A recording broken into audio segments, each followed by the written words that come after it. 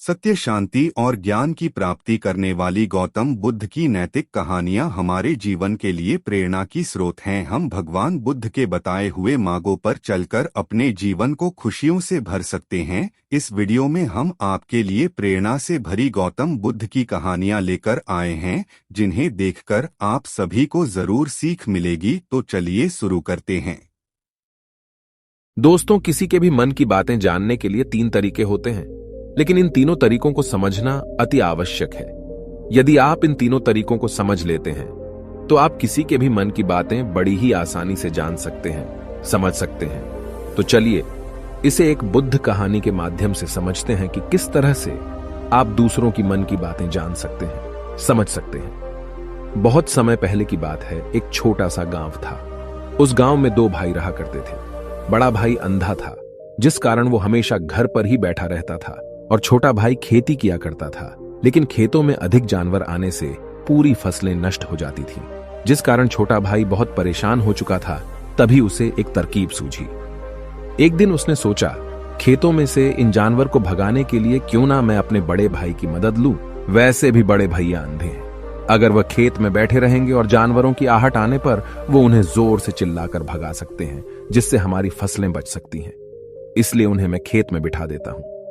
ये सब सोच विचार करने के बाद उसने अपने खेत में ही एक छोटी सी झोपड़ी तैयार की और अपने अंधे भाई को उस खेत में बिठा दिया और उनसे कहा, भैया, यदि कोई जानवर की आहट आपको सुनाई दे तो आप जोर जोर से चिल्लाना। ये सुनकर वो जानवर यहां से भाग जाएंगे और हमारी फसलें नष्ट होने से बच जाएगी। बड़ा भाई अपने छोटे भाई की बात मान लेता है और वो उस दिन से खेत में ही रहना शुरू कर देता है। जब भी किसी जानवर की आहट उसे सुनाई देती तो वो तुरंत जोर जोर से चिल्लाना शुरू कर देता, जिससे वो जानवर उसके खेतों से भाग जाते। ऐसा करते करते कई दिन बीत चुके थे। तभी एक दिन उसके खेत में एक हिरण भागता हुआ आता है और वह खेत के बांध को तोड़कर वहां से भाग गया। लेकिन उसी हिरण का पीछा करते हुए एक राजा भी उस खेत में आ पहुंचा। तभी राजा की नजर उस अंधे भाई पर पड़ती है। राजा उस व्यक्ति से कहता है, देखो, मैं यहां पर एक जानवर का पीछा करते हुए आया हूं। क्या तुमने उस जानवर को यहां पर देखा है? इस पर वो व्यक्ति कहता है, हे राजन, मैं तो अंधा हूं, मैं भला किसी जानवर को कैसे देख सकता हूं। लेकिन मैं आपको इतना जरूर बता सकता हूं कि जो जानवर मेरे खेतों से होकर भागा है वो आपके लायक नहीं है। आप उसके पीछे अपना समय यूं ही व्यस्त कर रहे हैं। राजा उस अंधे व्यक्ति की बात सुनकर बड़ा अचरज में पड़ गया। वो ये सोचने लगा कि आखिर ये तो अंधा है, फिर इसे कैसे पता कि जिस हिरन को मैं तलाश रहा हूं वह हिरन मेरे लायक है ही नहीं। ये अंधा व्यक्ति मुझे कैसे बता सकता है? तभी राजा उस अंधे व्यक्ति से कहता है, कहीं तुम मुझसे झूठ तो नहीं कह रहे? एक तरफ तुम ये कहते हो कि तुम अंधे हो और दूसरी तरफ तुम ये भी कह रहे हो कि जो जानवर यहां से भागा है वो मेरे लायक नहीं है। इस पर वो अंधा व्यक्ति कहता है, हे राजन, जिसे आप एक हिरण समझ रहे हैं, असल में वो एक हिरण नहीं है बल्कि एक हिरणी है, और वो भी गर्भवती है। और जहां तक मुझे ज्ञान है, मैंने कभी किसी राजा को किसी गर्भवती हिरणी का शिकार करते हुए नहीं सुना है। और इसी कारण मैं आपसे ये कह रहा हूं कि वो हिरणी आपके लायक नहीं है। आप उसके पीछे अपना समय व्यर्थ ना करें। यह सुनकर राजा और भी अचरज में पड़ गया। वो ये सोचने लगा कि आखिर ये अंधा आदमी ये कैसे जान सकता है कि वो हिरणी है और गर्भवती है। राजा कुछ देर सोच विचार करने के बाद अपने सेनापति से कहता है, सेनापति जी, मुझे वो जानवर जिंदा चाहिए, क्योंकि मुझे यह पता करना है क्या वह हिरणी है और क्या वह गर्भवती है। क्योंकि यह अंधा आदमी बहुत विश्वास के साथ कह रहा है और मुझे इस बात की पुष्टि करनी है। यदि वह हिरणी हुई और गर्भवती हुई तो वह हमारे शिकार के लायक नहीं है, क्योंकि हम तो एक हिरण का पीछा कर रहे थे। इसलिए जाओ और पता करो कि क्या वो हिरणी है। सेनापति राजा से आज्ञा लेकर आगे की ओर बढ़ चलता है और कुछ देर बाद जब वह वापस लौट कर आता है तो वह राजा को कहता है, हे राजन, इस अंधे आदमी ने जो भी बातें कही हैं वो बिल्कुल सही हैं। वो एक हिरणी ही है और वह गर्भवती भी है। यह सुनकर राजा आश्चर्यचकित रह गया। उसे समझ नहीं आ रहा था कि आखिर अंधा आदमी कैसे पता कर सकता है कि वह जानवर एक हिरणी है, और तो और वह गर्भवती है। भला एक अंधा आदमी यह कैसे देख सकता है, यह कैसे जान सकता है? आखिर इसे यह कैसे पता चला? ऐसे कई सारे प्रश्न अब राजा के मन में उमड़ने लगे। अब राजा ने यह ठान लिया था कि मुझे इस बात की तह तक पहुंचना ही है कि आखिर यह अंधा आदमी कैसे जानता है कि वह जानवर एक हिरणी है। यह सोचकर राजा उस अंधे आदमी के पास जाता है और उस अंधे आदमी से कहता है, देखो, मैं ये तो नहीं जानता कि तुम सचमुच अंधे हो या नहीं, लेकिन मैं तुमसे एक बात जानने आया हूं। क्या तुम मेरे प्रश्न का सही सही जवाब दोगे? इस पर अंधा व्यक्ति कहता है, हे राजन, आप जो कुछ पूछना चाहते हैं मुझसे पूछ सकते हैं, मैं आपको बिल्कुल सच सच जवाब दूंगा। इस पर राजा कहता है, देखो, एक तो तुम कहते हो कि तुम अंधे हो और दूसरी तरफ तुमने यह बता दिया कि जिस जानवर का पीछा मैं कर रहा हूं वह एक हिरणी है, और तो और वह गर्भवती भी है। आखिर तुम्हें यह कैसे पता चला? तुम्हारे खेत में और भी तो जानवर आते होंगे, और भी तो जानवर यहां से गुजरते होंगे, फिर तुमने यह कैसे अंदाजा लगाया? तभी वह अंधा व्यक्ति राजा से कहता है, हे राजन, आप जिस हिरणी का पीछा कर रहे थे वही हिरणी जब मेरे खेत में आई, उसकी रफ्तार और उसके भागने की आहट से मुझे यह एहसास हो चुका था कि यह एक हिरणी है, और मेरे खेत की जो बांध है वह बहुत छोटी है, उसकी ऊंचाई ज्यादा नहीं है। यदि कोई हिरण होता तो उस बांध को बड़ी आसानी से लांघ जाता, लेकिन वह हिरणी इस बांध को तोड़कर भागी है, और यदि वह इस बांध को छलांग लगाकर पार करने का प्रयास करती तो इससे उसके बच्चे को खतरा होता, और इसी बात से मैंने यह पता लगा लिया कि वह गर्भवती है। इस कारण वह ज्यादा ऊंची छलांग न लगाकर मेरे खेत की बांध को तोड़ते हुए भाग गई। इस पर राजा के मन में एक और प्रश्न उठा। राजा ने कहा, किंतु तुम्हें कैसे पता चला कि वो एक हिरणी ही है? और भी तो कोई जानवर यहां पर आ सकते हैं। इस पर वो अंधा व्यक्ति कहता है, हे राजन, मैं पूरा दिन सुबह शाम यहीं पर बैठा रहता हूं और मेरी सुनने की शक्ति बहुत तेज है। मैं ये बाफ जाता हूं कि कौन सा जानवर मेरे खेत में आया है, और उसी के आधार पर मैं जोर जोर से चिल्लाता हूं ताकि वो मेरे खेत से भाग जाए और मेरे खेत की फसलों को नष्ट ना कर पाए। राजा उस अंधे आदमी का यह जवाब सुनकर पूरी तरह से संतुष्ट हो चुका था। वो मन ही मन ये सोच रहा था कि आदमी भले ही अंधा हो, लेकिन ये तो बड़ा ज्ञानी मालूम पड़ता है। इस आदमी से कुछ ना कुछ तो काम निकलवाना ही चाहिए। ये विचार लिए हुए राजा वहां से वापस अपने महल की ओर लौट जाता है। राजमहल पहुंचते ही राजा उस अंधे व्यक्ति से कहता है, आप तो बड़े ज्ञानी व्यक्ति है, आपको किसी भी बात का पता बड़ी आसानी से चल जाता है। आज मैंने आपको यहां पर इसलिए बुलाया है क्योंकि मैं आपसे ये जानना चाहता हूं कि मेरी पत्नी पतिव्रता है या नहीं। इस पर वो अंधा व्यक्ति कहता है, हे राजन, ये कैसा प्रश्न हुआ? इस पर राजा कहता है, मैंने आपसे बिल्कुल उचित प्रश्न किया है, मुझे इस प्रश्न का उत्तर दीजिए। इस पर वो अंधा व्यक्ति कहता है, हे राजन, ये सारी बातें जाने दीजिए।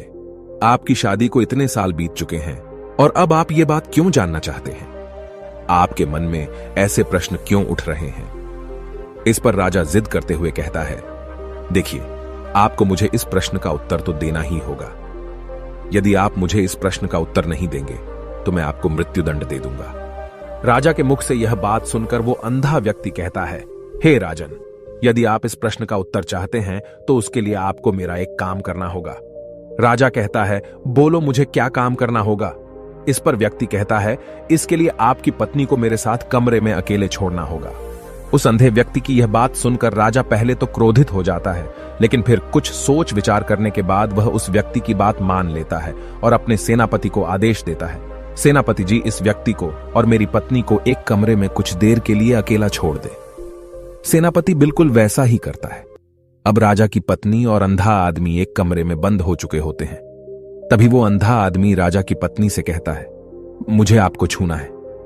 इस बात पर रानी अत्यधिक क्रोधित हो जाती है और उस अंधे आदमी को वो पकड़ पकड़ कर पीटने लगती है, कभी हाथों से तो कभी लातों से तो कभी पटक पटक कर। इस तरह से उन्होंने उस अंधे आदमी की खूब पिटाई की। उसके बाद किसी तरह से वह अंधा आदमी अपनी जान बचाकर वहां से भाग निकलता है और वह राजा के पास पहुंचता है और वह राजा से कहता है, हे राजन, आपकी पत्नी पतिव्रता नहीं है। यह बात सुनकर राजा अत्यधिक क्रोधित हो उठता है और राजा अपनी तलवार निकालकर सीधा अपनी पत्नी की ओर जाता है और क्रोधित होकर वह अपनी रानी से कहता है, रानी जी, आज मैं जो भी सवाल आपसे करने वाला हूं उसका मुझे सच सच जवाब दीजिएगा, और यदि आपने एक शब्द भी झूठ कहा तो मैं आपका अभी के अभी सर धड़ से अलग कर दूंगा। तभी आगे वह राजा कहता है, मुझे बताइए, क्या आप पतिव्रता हैं या नहीं? इस पर रानी कहती है, हे राजन, आप भले ही मुझे जान से मरवा दीजिए, लेकिन मैं पतिव्रता नहीं हूं। राजा यह बात सुनकर बहुत खुश हुआ क्योंकि उस अंधे आदमी ने जो भी कहा था वह बिल्कुल सच था। यह बात सुनकर तुरंत ही राजा उस आदमी के पास पहुंचता है और आकर उस अंधे आदमी से कहता है, तुम्हें कैसे पता चला कि मेरी पत्नी पतिव्रता नहीं है? इस पर वह अंधा आदमी कहता है, हे राजन, बड़ी सीधी सी बात है। मैंने तो आपकी पत्नी से बस इतना ही कहा था कि मुझे आपको छूना है, और इस बात पर वह इतना क्रोधित हो उठी कि उन्होंने गुस्से में आकर मुझे लात घूंसों से पीटना शुरू कर दिया। और भला कोई औरत किसी और मर्द को कैसे छू सकती है? लेकिन उन्होंने न आव देखा न ताव, बस लात घूंसे मुझ पर बरसाने शुरू कर दिए। वह भी तो एक छूना ही हुआ, और एक पतिव्रता नारी कभी भी पराये मर्द को नहीं छूती। जब मैंने उसे छूने के लिए कहा था तो वह उस वक्त मुझे मना कर सकती थी, लेकिन उन्होंने तो मुझे पीटना शुरू कर दिया और देखते ही देखते उन्होंने मेरे पूरे शरीर को छू लिया। अब आप ही बताइए, ऐसी स्त्री भला पतिव्रता कैसे हो सकती है? इस पर राजा कहता है, तुम तो बड़े ज्ञानी मालूम पड़ते हो। अच्छा ठीक है, चलो तुम मेरे एक प्रश्न का और जवाब दो। यदि तुमने मुझे इस प्रश्न का सही सही जवाब दे दिया तो मैं तुम्हें यहां से जाने दूंगा। आगे राजा उस अंधे आदमी से कहता है कि तुम मुझे यह बताओ, क्या मैं सच में अपने पिताजी का ही बेटा हूं या फिर किसी और का? इस पर वह अंधा भी कहता है, हे राजन, इस बात से आपका क्या लेना देना? आप किसी की भी औलाद हो, आखिर आप हैं तो इस राज्य के राजा, इसलिए इस प्रश्न को जाने दीजिए। लेकिन राजा कहता है, नहीं नहीं, मुझे इस प्रश्न का सही सही जवाब चाहिए, अन्यथा यह प्रश्न मुझे हमेशा परेशान करता रहेगा। इसलिए मैं इसका सही सही जवाब जानना चाहता हूं। यदि तुम इसका सही सही जवाब दे देते हो तो तुम यहां से जा सकते हो, मैं तुम्हें नहीं रोकूंगा। इस पर वह अंधा आदमी कहता है, हे राजन, इसके लिए तो मुझे आपके मां के पास भी जाने की कोई आवश्यकता नहीं है। मैं आपको अभी अभी यह बता सकता हूं कि आप किसकी औलाद हैं, लेकिन उससे पहले मैं चाहता हूं कि आप मुझसे एक वादा करें कि आप मुझ पर क्रोध नहीं करेंगे। राजन ने कहा, मैं तुमसे वादा करता हूं, मैं तुम पर क्रोध नहीं करूंगा।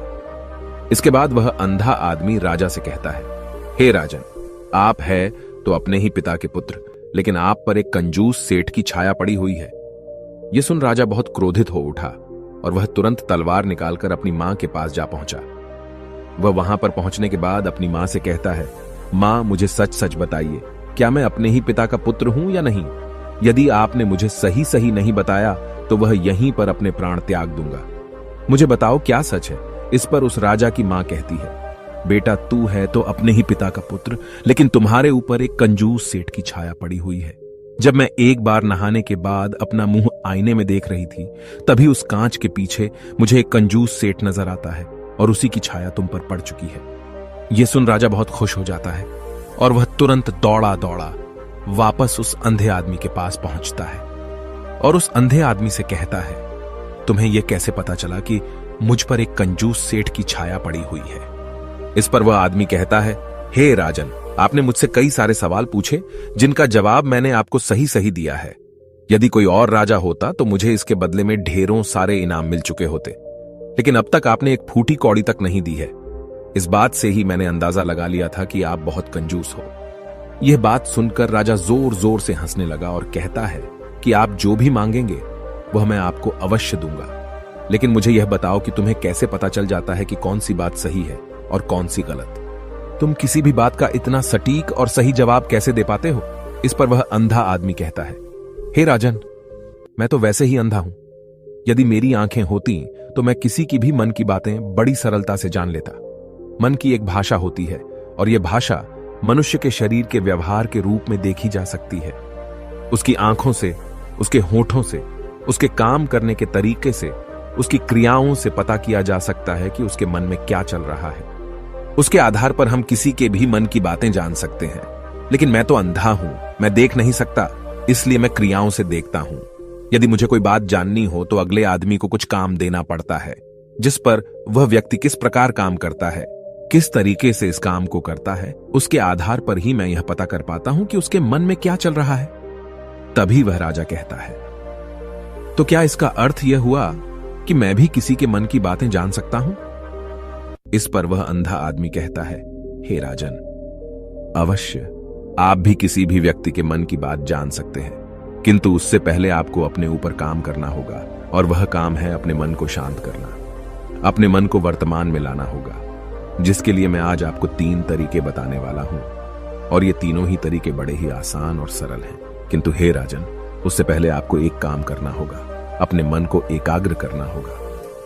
जब हम अपने मन को एकाग्र करते हैं, अपने मन को वर्तमान में लाते हैं, तो हम दूसरे के मन की बात जान सकते हैं, क्योंकि वह आदमी अभी भी अपने मन में वर्तमान में ही सोच रहा है और हमें भी मन को वर्तमान में ही लाना होगा।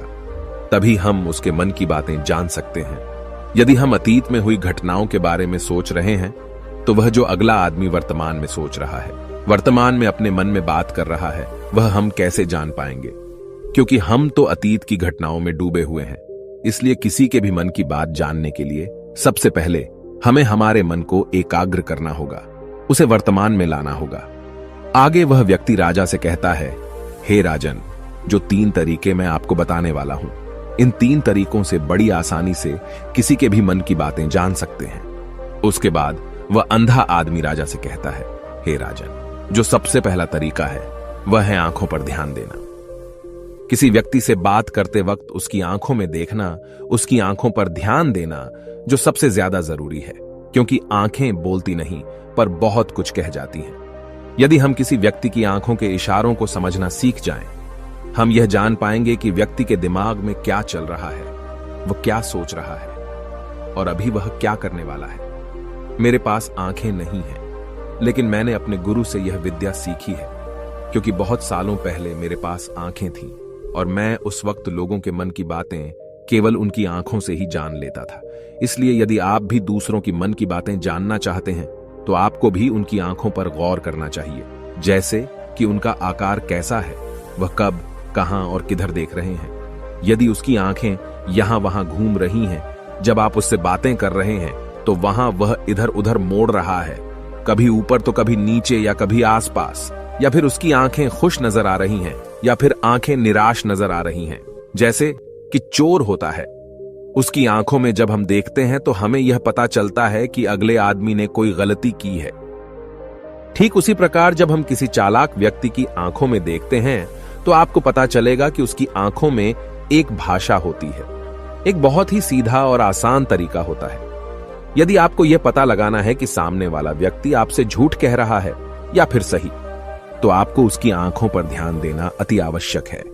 यदि आपसे बात करते वक्त वह व्यक्ति अपनी आंखें यहां वहां घुमा रहा है, ऊपर नीचे, इधर उधर, दाएं बाएं, हर जगह देख रहा है, तो इसका अर्थ यह हुआ कि वह उस बात से निकलने का कोई रास्ता ढूंढ रहा है, वह कोई झूठ बना रहा है।